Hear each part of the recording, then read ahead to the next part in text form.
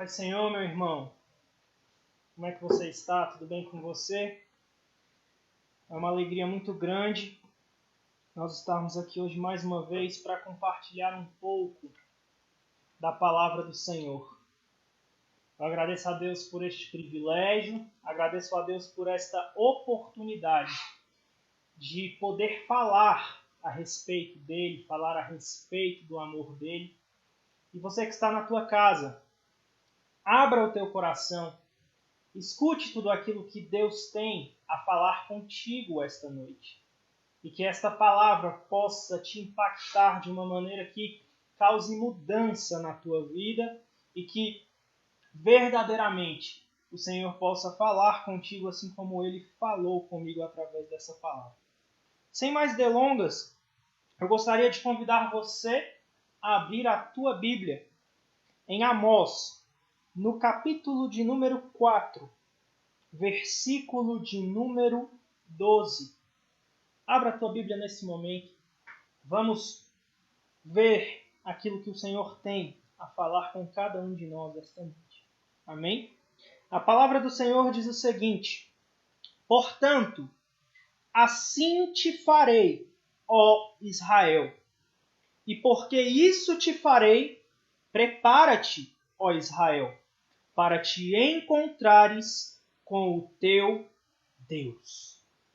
Eu queria frisar o prepara-te, ó Israel, para te encontrares com o teu Deus.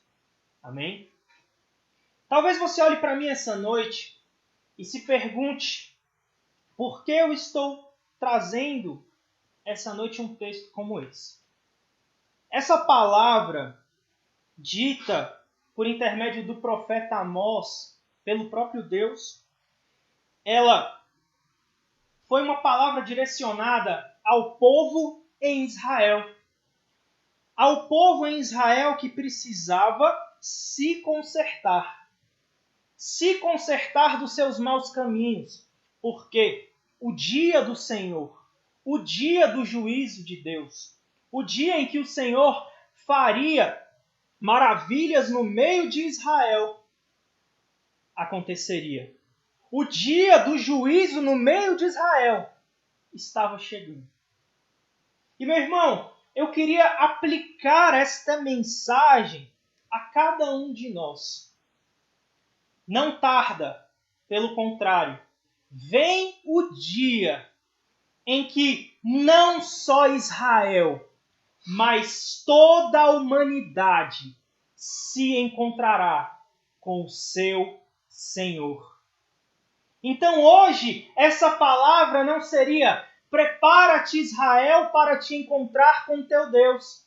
Na verdade, a palavra desta noite é prepara-te, ó Brasil, para encontrares o teu Deus. Prepara-te, ó Europa, para se encontrar com o teu Deus. Preparem-se, ó nações, para se encontrarem com o teu Deus. Essa noite eu quero falar de algo que muitas vezes nós nos esquecemos. Muitas vezes, por causa do nosso cotidiano, acaba caindo um pouco no esquecimento. Essa noite eu quero falar com você sobre a volta do nosso Senhor e Salvador, Jesus Cristo. E a indagação que eu faço a você nesse momento, meu irmão, minha irmã, você que não é crente, como tem sido o teu comprometimento com a volta de Jesus Cristo?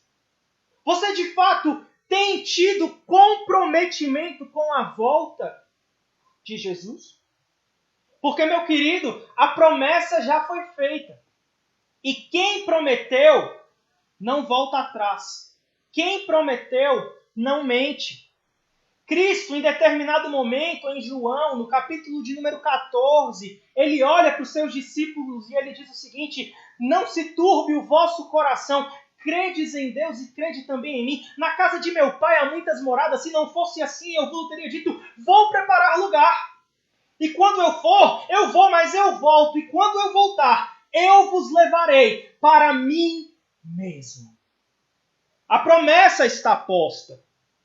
Lá em Atos, no capítulo 1, no versículo 10 e 11, nós observamos que quando Cristo ele subia aos céus novamente, aqueles anjos olhavam para os homens que viam Jesus subindo e diziam: por que olhai o Cristo que sobe?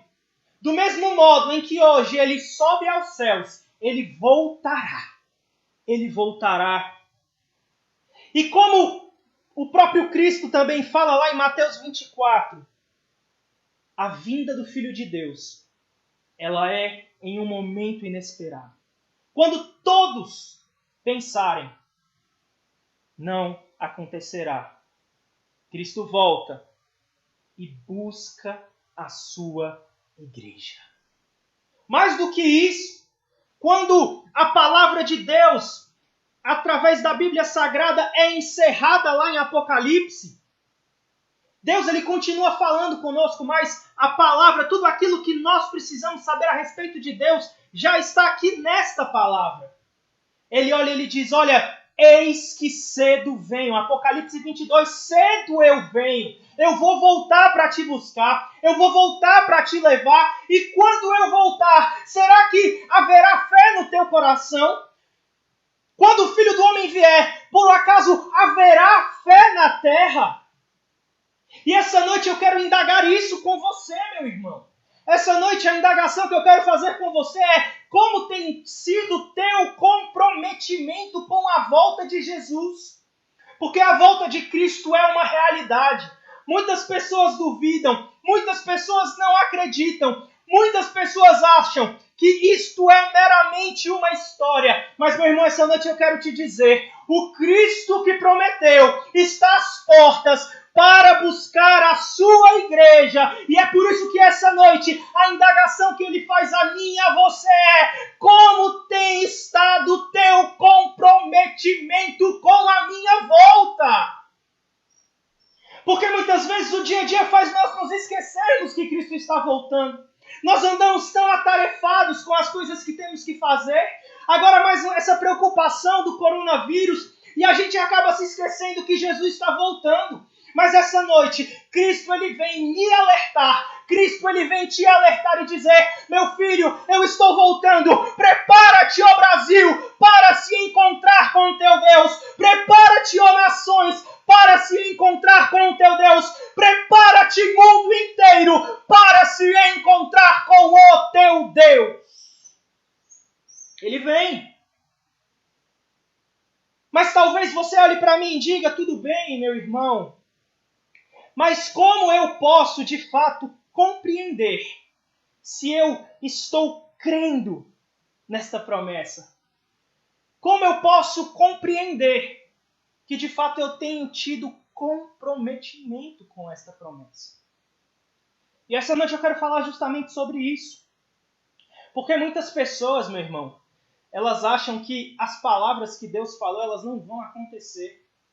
Só que nós sabemos muito bem o que Deus falou por intermédio de Isaías. Ainda que uma mãe se esqueça do filho que ainda amamenta, eu, todavia, não me esquecerei de ti, diz o Senhor. Muitas vezes nós achamos que Deus nos esqueceu neste mundo.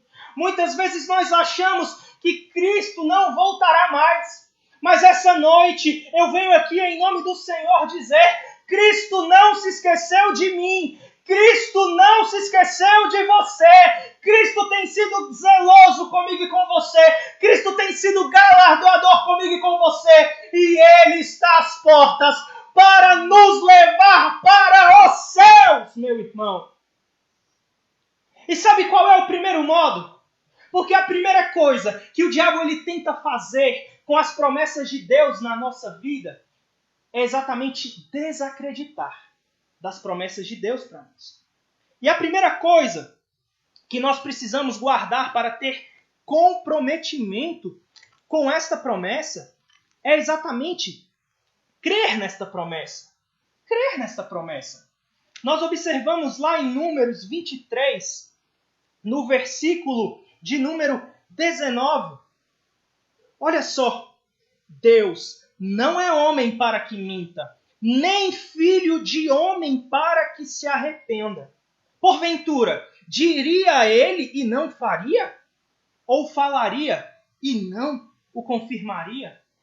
Então, meu irmão, muitas vezes nós olhamos para as situações e parece que a promessa não vai acontecer.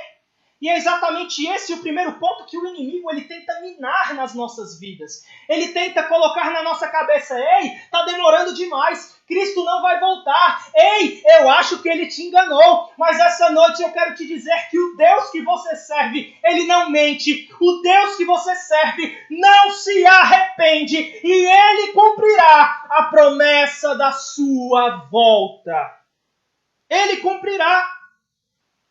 E eu acho interessante quando nós vamos em Apocalipse, no capítulo 1, no versículo 3, fala exatamente o seguinte: bem-aventurados são aqueles que creem nas palavras desta profecia. Então, meu irmão, eu quero te dizer, se você acredita na volta de Cristo, tu és um bem-aventurado. Se você acredita que Ele está voltando, tu és um bem-aventurado. Porque, meu irmão, as promessas de Deus estão aí. A maior promessa que Ele nos fez, que foi a sua volta, está prestes a acontecer. Só que muitas vezes nós acabamos duvidando. Só que se Pedro estivesse aqui hoje pregando, ele diria exatamente aquilo que ele escreveu em sua segunda epístola, no capítulo de número 3, versículo de número 8. Olha, Deus, Ele não retarda a promessa, Ele não atrasa a promessa. Na verdade, Ele tem sido paciente para que mais pessoas se arrependam dos seus maus caminhos. Ou seja, meu irmão, se a volta de Jesus ainda não ocorreu, é porque Deus tem sido misericordioso para que mais pessoas se arrependam dos seus maus caminhos. Se a volta de Cristo ainda não ocorreu, é porque Deus ele tem segurado a sua ira para que mais pessoas possam se arrepender, porque como a palavra do Senhor diz, Deus não tem prazer na morte do ímpio, pelo contrário, Deus ele tem prazer em salvar o ímpio. Então, meu irmão, eu quero te dizer, se existe alguém ímpio dentro da tua casa, se existe alguém que não serve a Deus, comece a orar por esta pessoa, comece a pedir, Senhor, salva o meu pai, Senhor, salva a minha família, Senhor, salva, Senhor, os meus familiares, porque eu quero te dizer que o Senhor ainda não voltou, porque Ele tem tido misericórdia da tua casa, porque Ele tem tido misericórdia da tua família, porque Ele tem tido misericórdia da tua parentela, porque Ele tem tido misericórdia de todos aqueles que estão à tua volta. Ele tem tido misericórdia. E eu acho interessante que o escritor aos Hebreus, lá no capítulo 10, no versículo 23, ele diz, olha, nós devemos nos apegar com firmeza a esta promessa. Nós devemos nos apegar com firmeza nesta promessa, sabendo que ela é real. Porque, meu irmão, como João escreve, e isto ele nos prometeu, a saber, a vida eterna. A promessa que há para você, meu querido, não é qualquer coisa. A promessa que há para você, meu querido, é a promessa de vida eterna. A promessa que há para você é a maior de todas as promessas. É a promessa da volta do teu Senhor para te levar para morar bem juntinho dele. Em segundo lugar, como saber se nós temos, de fato, tendo comprometimento com a volta do Senhor? Eu convido você a abrir a tua Bíblia, lá em Hebreus. Hebreus, um texto bastante conhecido. Hebreus 12.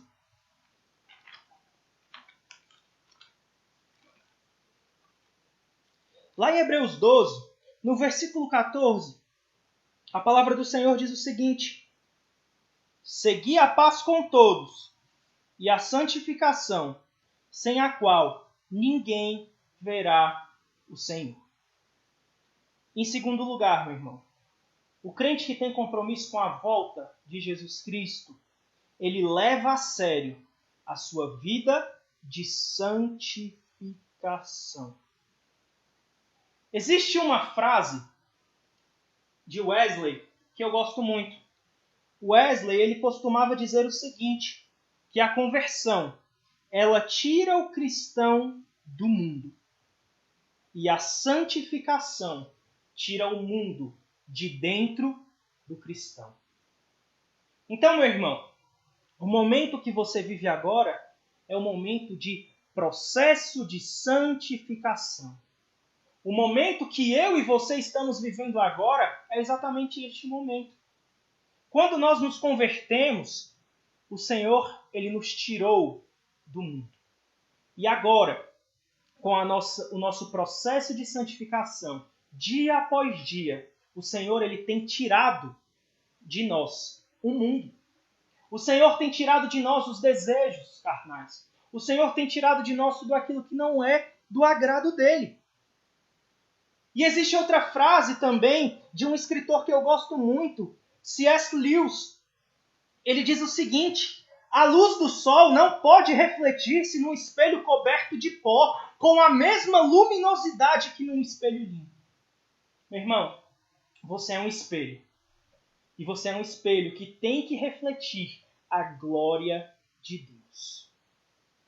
Enquanto, meu irmão, nós que somos espelhos, continuarmos com pó, continuarmos com sujeira, vai ficar um pouco opaco, a luz não vai brilhar direito. Mas quando de fato nós limpamos o espelho, a luz de Deus começa a brilhar em nós com mais força. Porque a palavra do Senhor diz que Ele é luz e não existe treva alguma no nosso Deus. Então, meu irmão, essa noite eu olho para você e digo, eu e você precisamos limpar o nosso espelho para que verdadeiramente a nossa vida possa ser um reflexo da glória de Deus. Nós precisamos nos limpar, nós precisamos nos purificar. Tal qual, lá em Apocalipse 22:11 diz, olha, aquele que é santo, santifique-se mais ainda. Ou seja, se eu estou em processo de santificação, eu tenho que me santificar dia a dia. Eu me santifico dia a dia, eu me santifico dia a dia, até me tornar manhã perfeita. E sabe, meu irmão, Deus, ele não requer de você algo que ele não faz. Deus, quando ele fala sobre santificação, ele diz, ei, sejam santos. Como eu, o Deus de vocês, sou santo. Deus, ele pede de mim e de você algo que ele dá exemplo. Deus, ele pede de nós a santificação, porque ele dá exemplo de santificação.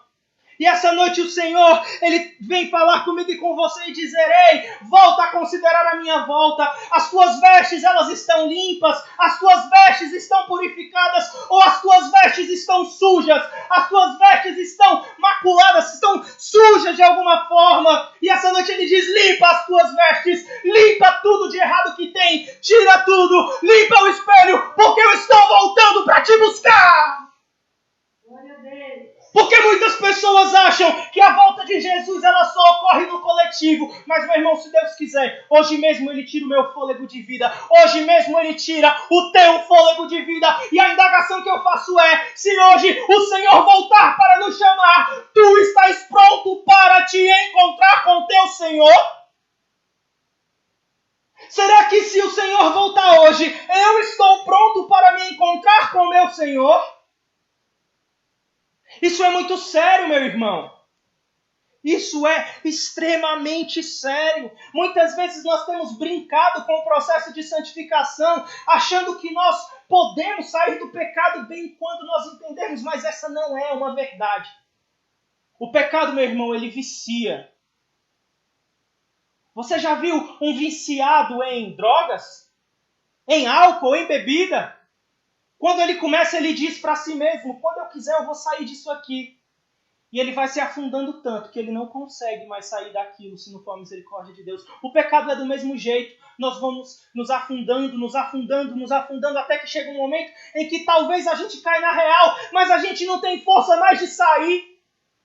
Então essa noite o Senhor olha para mim e para você e diz, ainda há tempo, volta, larga a tua vida de pecado, porque eu quero te perdoar, eu quero te lavar, há misericórdia para você essa noite. O Senhor quer estender a misericórdia dele aí no teu lar. O Senhor quer estender a misericórdia dele na tua casa. O Senhor quer estender a misericórdia dele em todo mundo, porque ele quer vir buscar todos nós para morarmos juntamente com ele.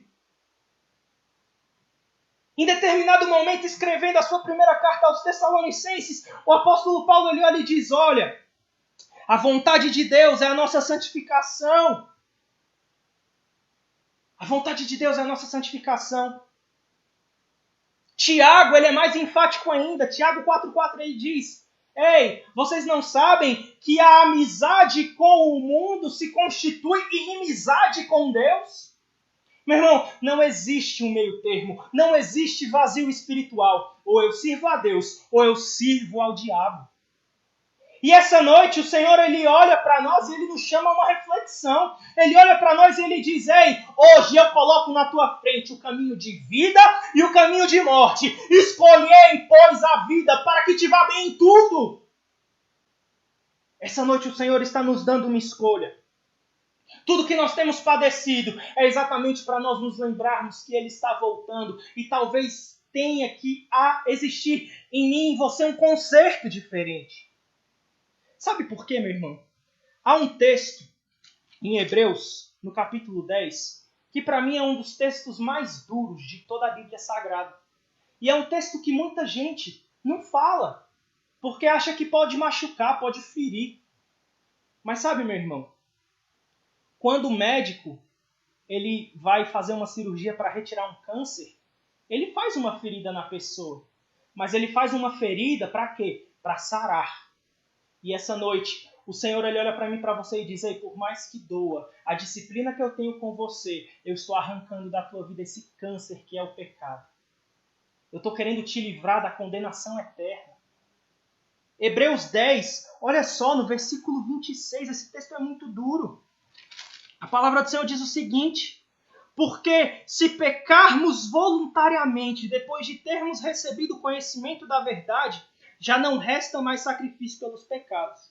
Aí olha o que ele diz, 27. Mas uma certa expectativa horrível de juízo e ardor de fogo, que há de devorar os adversários. Existe muita gente que está achando que pode se livrar do pecado em qualquer momento. E aí Jesus está voltando, Jesus está às portas. E se continuar vivendo deste modo, quando Jesus voltar, vai ficar. E essa noite Deus nos chama a essa reflexão exatamente. Porque aquele que perseverar até o fim será salvo. E a advertência, lá no final de Apocalipse, que ele faz aí: lave as tuas vestes no sangue do Cordeiro. Lave as tuas vestes no sangue do Cordeiro. Então, em primeiro lugar, meu irmão, nós precisamos entender que muitas vezes o diabo ele vai tentar plantar na nossa mente que a promessa é falsa. A promessa de volta é falsa, mas ela é verdadeira. A segunda coisa que nós precisamos compreender: o crente compromissado com a volta de Jesus, ele busca o processo de santificação. Ele tenta se santificar a cada dia mais. A terceira coisa que nós precisamos compreender está lá em Ezequiel 33. Vai comigo, por favor. Ezequiel 33.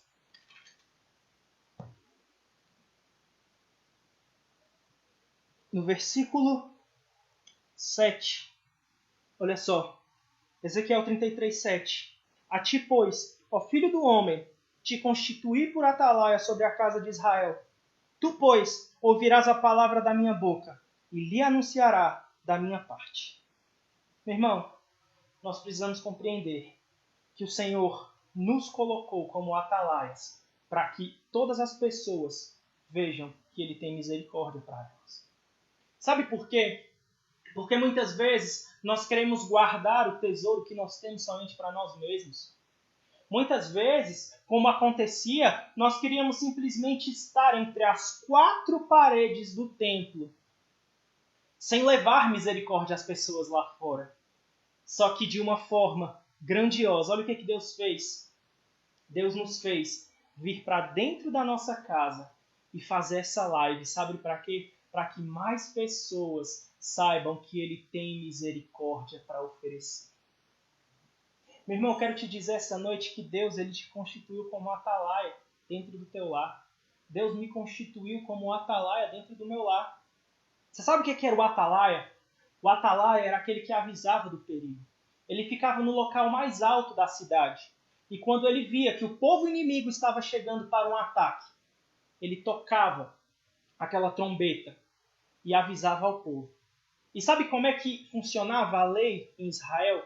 Se o atalaia ele não vigiasse, se o atalaia não tocasse aquela trombeta, todos que morressem, o sangue daquelas pessoas estariam sobre as mãos daquele atalaia. E do mesmo modo, o Senhor ele fala comigo e com você essa noite.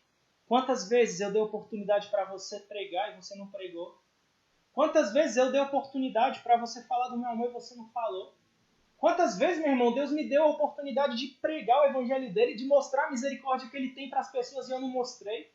Muitas vezes por causa da timidez, da vergonha, eu não sei. Mas essa noite o Senhor olha para mim, para você e diz: ei, eu te coloquei como atalaia nessa nação. Começa a pregar o meu evangelho. Eu não quero usar só o pastor da tua igreja. Eu não quero usar só os evangelistas da tua igreja. Eu não quero usar somente aqueles que são obreiros. Eu quero usar toda a minha igreja. Porque eu constituí toda a minha igreja como atalaia neste tempo. As pessoas precisam entender que Cristo é restaurador. As pessoas precisam entender aquele versículo em que Isaías diz: olha, todos vós que tendes sede, vinde às águas. Quem já se sente perdido, vem, toma. Porque o Senhor tem misericórdia. Sabe por quê, meu irmão? Nós vivemos um momento em que os campos estão brancos para a colheita. Você já percebeu como aquele seu amigo que não queria saber de crente, agora ele está te procurando para você orar por ele porque ele está com medo de morrer de coronavírus? Você já percebeu como as pessoas que menosprezavam a tua pregação agora estão te procurando para orar? É porque Deus está, através de tudo isso, abrindo os olhos dessas pessoas e mostrando o quanto Ele é misericordioso. Deus ele está mostrando a misericórdia dele exatamente porque Ele quer salvar essas vidas. Ele quer salvar essas vidas. Muitas vezes nós nos esquecemos da comissão que Cristo deu a nós. Ide por todo mundo e pregai o evangelho a toda criatura. Meu irmão, quem não prega o evangelho está em desobediência. Quem não prega o evangelho não está fazendo a vontade de Deus. Então essa noite eu venho aqui em nome do Senhor olhar para você e dizer: começa a abrir a tua boca e prega o evangelho. Usa o WhatsApp, essa ferramenta que Deus colocou na tua mão. Manda um áudio para esse grupo da família e prega o evangelho para a tua família. Ah não, mas eles vão rir de mim. Problema! Cristo ele foi chicoteado por você, cuspiram na face dele por causa de você. Cristo padeceu por você e você vai ficar com vergonha de pregar o evangelho porque a sua família vai rir de você. Começa a usar todos os meios que Deus colocou na tua mão. Começa a usar o Instagram para pregar. Começa a usar o Facebook para pregar. Começa a usar o Twitter para pregar. Pega o teu stories no Facebook, grava um vídeo pregando o evangelho. Pega os teus stories no Instagram, grava um vídeo pregando o evangelho. Não se envergonhe do evangelho. Porque a palavra do Senhor diz: aquele que se envergonha de mim, naquele dia, eu me envergonharei dele. Mostre às pessoas a misericórdia de Deus. Porque Deus tem misericórdia. E Ele tem misericórdia porque Cristo está voltando. E Ele quer que mais pessoas sejam salvas. E por fim, depois de entender que isto é uma verdade, entender que eu preciso ter uma vida em santificação, entender que Deus tem misericórdia das almas e Ele quer que eu pregue, eu preciso viver o hoje como se fosse o último dia em que eu estivesse na terra. Vá comigo lá para a primeira carta aos Tessalonicenses, no capítulo 4, versículo 13. Olha só, meu irmão. 1 Tessalonicenses 4, 13. Não quero, porém, irmãos, que sejais ignorantes acerca dos que já dormem, para que não vos entristeçais como os demais que não têm esperança. Porque se cremos que Jesus morreu e ressuscitou, assim também aos que em Jesus dormem, Deus os tornará a trazer com ele. Dizemo-vos, pois, isto pela palavra do Senhor, que nós, os que ficarmos vivos para a vinda do Senhor, não precederemos os que dormem. Porque o mesmo Senhor descerá do céu com alarido, e com voz de arcanjo, e com trombeta de Deus, e os que morreram em Cristo ressuscitarão primeiro. Depois nós, os que ficarmos vivos, seremos arrebatados juntamente com Ele nas nuvens, a encontrar o Senhor nos ares. E assim estaremos sempre com o Senhor. Essa palavra é verdadeira. Jesus está voltando. O momento está chegando. A hora está chegando. Nós precisamos de fato consertar as nossas vidas e viver o hoje como se fosse o último dia de vida, porque amanhã Cristo pode voltar.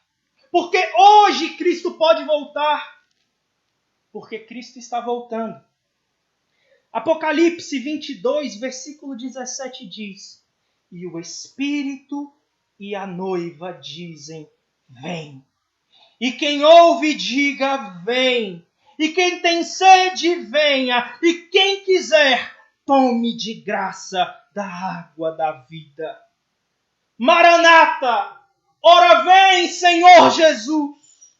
Maranata, ora vem, Senhor Jesus. Você pode dizer isso na tua casa: Maranata, ora vem, Senhor Jesus. Glória a Deus. Maranata. Sabe por quê? E verão o seu rosto, e na sua testa estará o seu nome. Nós o veremos face a face. Irmão, imagina nesse momento a coisa mais linda que você já viu nessa terra. Imagina nesse momento a coisa mais deslumbrante que você já viu nessa terra. Isso não se compara à beleza da face do nosso Deus.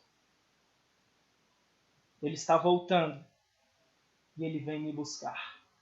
E Ele vem te buscar. Coloca a tua mão no teu coração. Eu quero orar por você nesse momento. Senhor, eu preguei a tua palavra. Eu falei aquilo que tu colocou no meu coração. Agora, Pai, fazer aquilo que eu não tenho capacidade de fazer. Senhor, abre o coração dessas pessoas que me ouvirem, que verdadeiramente essa palavra possa impactar o coração de cada um. Senhor, nos ajuda a sermos a cada dia melhores, para que possamos ir ao céu juntamente contigo. Nós te louvamos pelo teu amor, pela tua graça, pela tua misericórdia. Em nome de Jesus. Amém e amém. Eu agradeço a oportunidade. Que Deus te abençoe, meu irmão. Você já conhece o nosso canal do YouTube?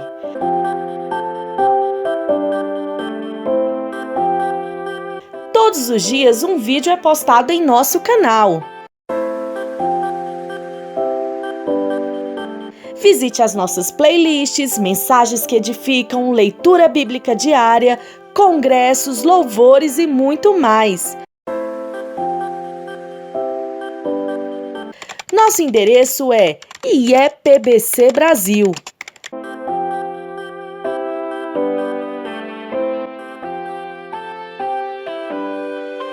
Ah, e não se esqueça de se inscrever, deixar o seu like, ativar o sininho, pois dessa forma, cada vez que postarmos um vídeo, você será avisado.